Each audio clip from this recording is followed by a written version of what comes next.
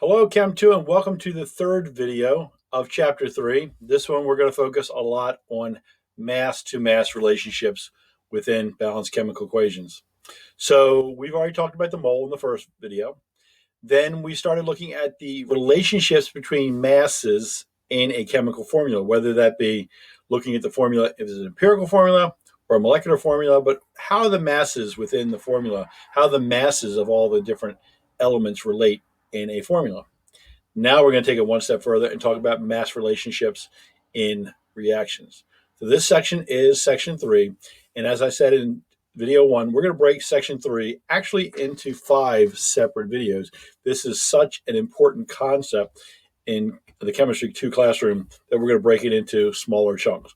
First thing we're going to look at is mass-to-mass relationships and how they play a role in a reaction.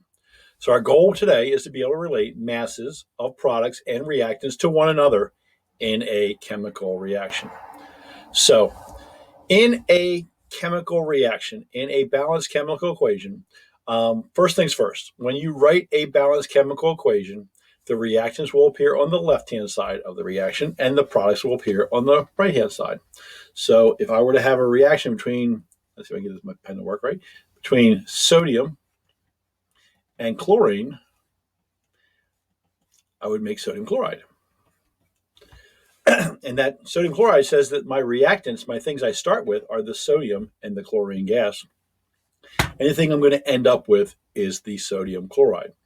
And you always have a yield sign in the middle to indicate the direction from the beginning to the end. When you write a balanced equation, you always got to know what the reactants are and the products are in the reaction. And often to do an experiment or analysis, you need to know what products there are of the reactions so you can properly balance the equation. So how do you write a chemical equation? Well, the first thing you do is write the skeletal equation, which means all the components not balanced in all. Now, this is the second piece is going to play a role off and on throughout the rest of this class, where sometimes it's going to be helpful or necessary to indicate the physical states of the products, whether they be solids or liquids or gases, or, as is going to be the case in the next chapter, all aqueous solutions dissolved in water.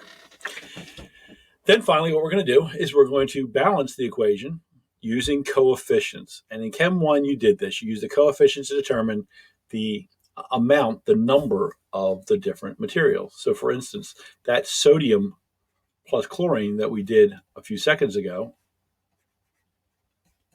in order to balance this, to make sure there's the same number of atoms on both sides, we're going to need 2 sodium atoms reacting with 1 chlorine atom, and we're going to make 2 sodium chloride formula units. So let's look at this. So here's an example. I have sodium hydroxide reacting with carbon dioxide that's in the air to form a colorless liquid, water, and a white powder, sodium carbonate. And then they just tell you as a sidebar, sodium carbonate sometimes added as a softening agent for water, so it makes your hard water soft. So first thing we need to do is translate all the names of the formulas and write a skeletal equation. And then also write the physical states of all the materials. Then balance by starting with an element that appears only at once on each side and balance it out. And ultimately, you're going to make sure that all the atoms of all the substances balance out on both sides. So we have sodium hydroxide, carbon dioxide reacting together to form, that's my arrow, water and sodium carbonate. Well, last chapter 3, you had a big chunk of it was being able to name and write the formulas correctly. So we're going to go ahead and write the formulas correctly. Skeletal equation would be that we have sodium hydroxide reacting with carbon dioxide to give you sodium carbonate and water. Now let's worry about the physical states. Sodium hydroxide is a solid, because they say a crystalline solid. Carbon dioxide, you should know, is a gas. And sodium carbonate is a solid. They said it was a precipitate. And water is a colorless liquid, which is water. Now we need to balance it.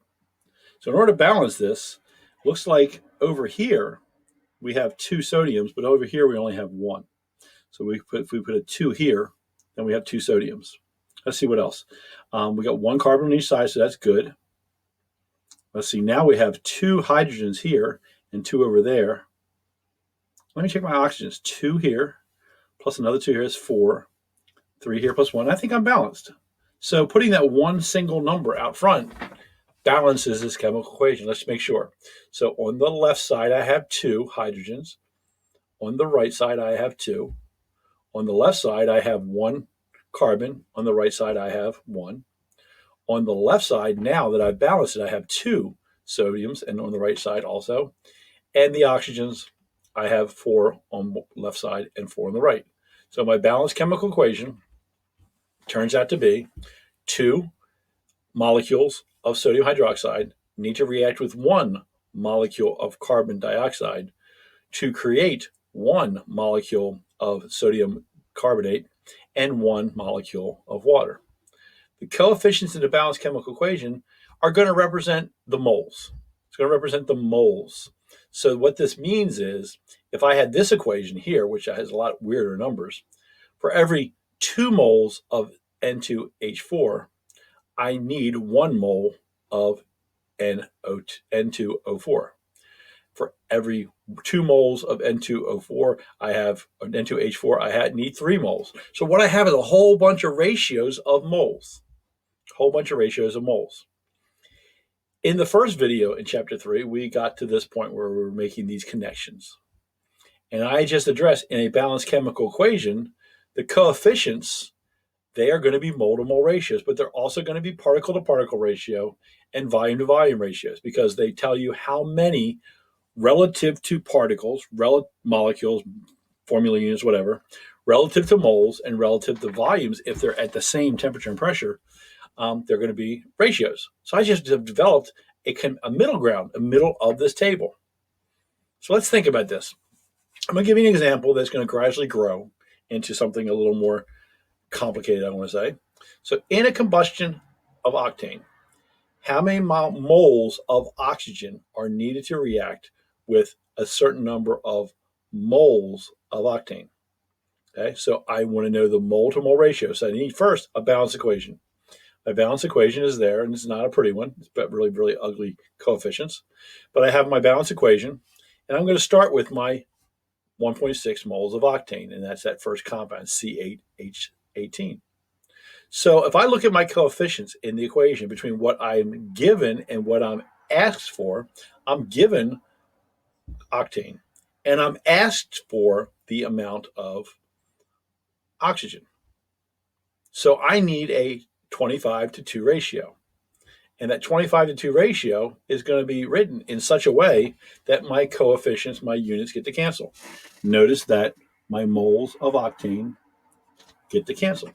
So if my moles of octane get to cancel, I can do the math, and I can find that I need 20.2 sig figs moles of oxygen in order to completely react with 1.6 moles of octane. So again, those coefficients from the balanced equation represent a mole-to-mole ratio. They also represent a volume-to-volume ratio.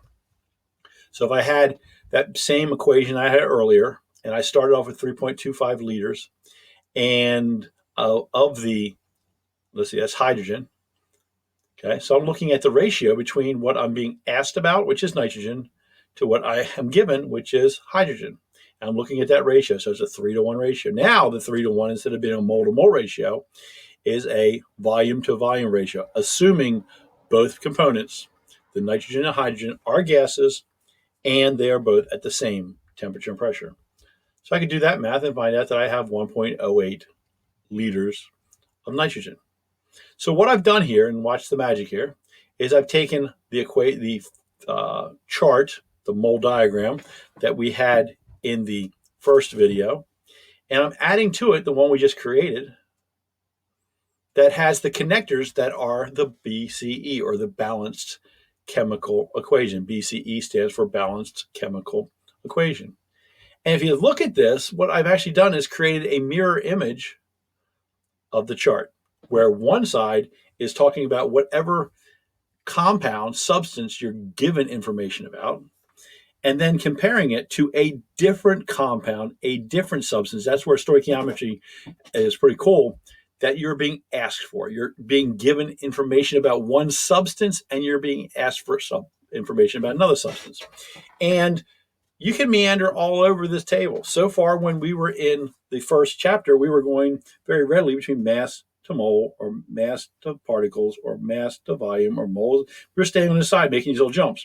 Now we're going to jump across the pond and go over to the other side of the balance equation, or to another substance. It does not have to be a reactant compared to a product. It can be any two substances that are connected by a balanced chemical equation. So let's see how this works. So determine the mass of lithium hydroxide that is needed to produce 0.38 grams of lithium nitride. Sorry, determine the mass of lithium hydroxide that is produced, that's a product, that is created when I take 0.38 grams of lithium nitride and react it with an excess of water. What does this excess thing mean? That just means I have more than enough. Don't worry about it in the calculations. It means I have a ton of it. Don't worry about it. And honestly, if I'm going to think forward, in a later chapter, another 2 videos in the future, we're going to talk about what if we have the quantities of both things. What do we do there? But for right now, we're going to focus on one at a time. So we have our balance equation, and we don't, because the problem here is can't be balanced, because I have nitrogen on this side, but I don't have any nitrogens over here. So I'm going to help you out a little bit. The compound that is the other product happens to be ammonia. Okay. And if I balance this equation and do my little balancing act, I notice I have 3 lithiums over here, so I need 3 here. And do everything else, I find out that I need 3, 3, 1, and 1. So let's do this. So we need to go from grams of lithium nitride to grams of lithium hydroxide. And we're going to do that by using our mole diagram. So let's go back to the mole diagram. Here's the mole diagram. I'm given a mass. I'm asked for a mass of a different substance. I'm giving the lithium nitride mass, and I'm asked for the lithium hydroxide. Why did I put it in there? Lithium hydroxide mass. So I'm going to go mass to mole using my molar mass, mole to mole using my balance equation between lithium nitride and lithium hydroxide, and then go from mole to mass using my molar mass of my lithium hydroxide. I'm going to do it in a series of steps. So let's look at this. Let me go back to my original slide. So I have 0.38 grams of lithium nitride. I'm going to use my molar mass of lithium nitride to determine the number of moles. At this point, my grams will cancel. And I'm left with moles of lithium nitride. So I've gone from mass of lithium nitride to moles of lithium nitride. We said the next thing to do would be to go to moles of the unknown, which is the lithium hydroxide. We're going to do that by using the balance equation, looking at the comparison of the 3 to the 1. There's 3 hydroxides for every 1 lithium nitride. And then the last thing we said we need to do is use the molar mass of lithium hydroxide to go to the mass of lithium hydroxide. So we look that up, calculate it, do the math. Anything that's in the denominator, just divide by it. Anything that's in the numerator, multiply by it. Get an answer. Your final answer here is going to be, with sig figs, 0.78 grams. That means that if I started with 0.38 grams of lithium nitride and I reacted it with an excess of water and everything went perfectly, I could create 0.78 grams of lithium hydroxide. So that's the end of this video. I did one example here. We're going to do more in synchronous. We're going to do a lot more in synchronous, practicing a lot more. But this gives you the gist of how to go from mass to mole of the other thing to mass to mole to mass. So until next time, I will see you in synchronous, and toodles.